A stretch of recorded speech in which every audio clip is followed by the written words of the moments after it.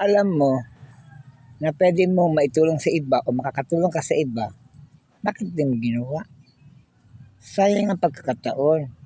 Kasi may mga panahon na unexpected, ikaw pala ang tatabangan nila. Di ba?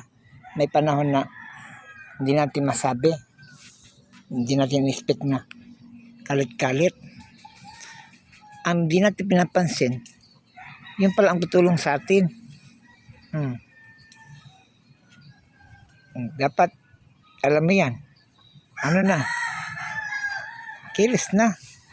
May mga panahon pa na pwede nating mahinanduman ang mga tao na nagbibigay sa'yo ng halaga. Huwag mo hinanduman yung mga iba na hindi ka pinapansin.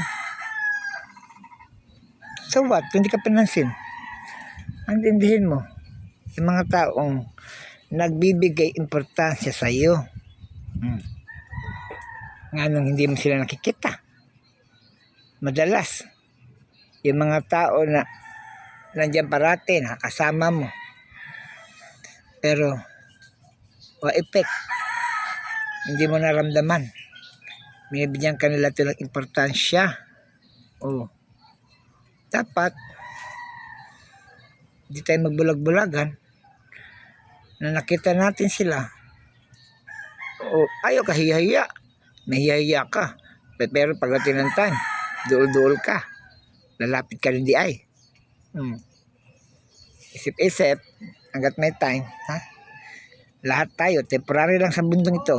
So dapat,